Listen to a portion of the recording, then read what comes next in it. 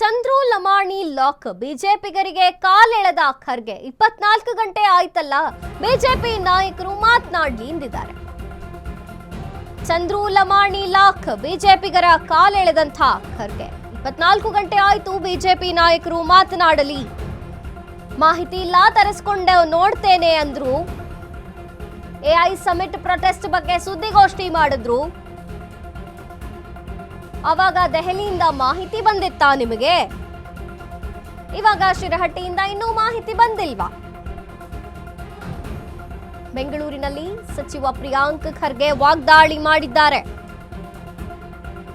ರಾಹುಲ್ ಗಾಂಧಿಯನ್ನ ಟೀಕಿಸಲು ದೆಹಲಿಯಿಂದ ಬರ್ತೀರಾ, ಆದ್ರೆ ಶಾಸಕರ ಬಗ್ಗೆ ಯಾಕೆ ಇನ್ನೂ ಮಾಹಿತಿ ಬಂದಿಲ್ಲ?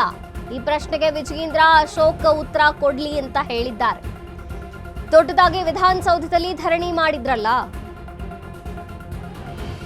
ಇದೀಗ ಯಾರಪ್ಪ ರಾಜೀನಾಮೆ ಕೊಡ್ತೀರಾ ಅಂತ ಕೇಳಿದ್ರು. ಛಲವಾದಿ ಕೊಡ್ತಾರಾ, ಆರ್ ಅಶೋಕ್ ಕೊಡ್ತಾರಾ? ಬಿಜೆಪಿ ನಾಯಕರು ಇದು ಕಾಂಗ್ರೆಸ್ ಷಡ್ಯಂತ್ರ ಅಂತಾರೆ. ರಾಜ್ಯ ನಾಯಕರಿಗೆ ಸ್ವಲ್ಪನೂ ಕಾಮನ್ ಸೆನ್ಸ್ ಇಲ್ವಾ? ಇದು ಲೋಕಾಯುಕ್ತ ಟ್ರ್ಯಾಪ್ ರೀ ಅಂತ ಪ್ರಿಯಾಂಕ್ ಖರ್ಗೆ.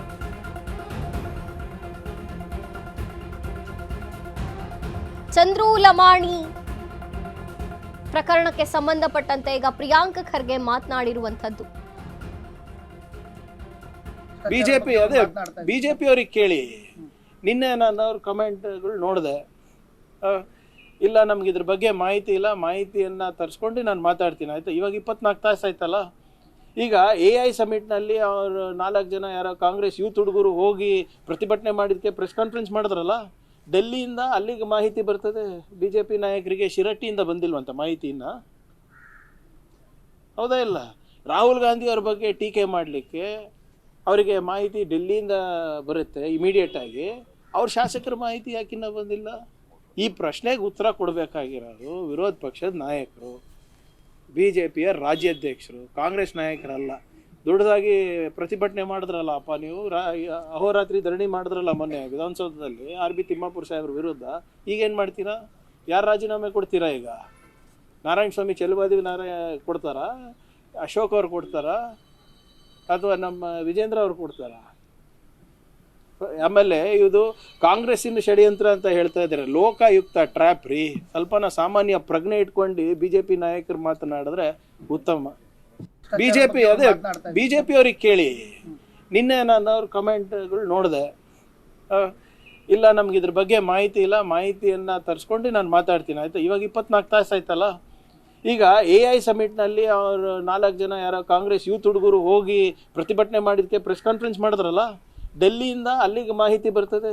ಬಿಜೆಪಿ ನಾಯಕರಿಗೆ ಶಿರಟ್ಟಿಯಿಂದ ಬಂದಿಲ್ವಂತ ಮಾಹಿತಿಯನ್ನ. ಹೌದಾ ಇಲ್ಲ? ರಾಹುಲ್ ಗಾಂಧಿ ಅವ್ರ ಬಗ್ಗೆ ಟೀಕೆ ಮಾಡಲಿಕ್ಕೆ ಅವರಿಗೆ ಮಾಹಿತಿ ಡೆಲ್ಲಿಯಿಂದ ಬರುತ್ತೆ ಇಮಿಡಿಯೇಟ್ ಆಗಿ. ಅವ್ರ ಶಾಸಕರ ಮಾಹಿತಿ ಯಾಕಿನ್ನ ಬಂದಿಲ್ಲ?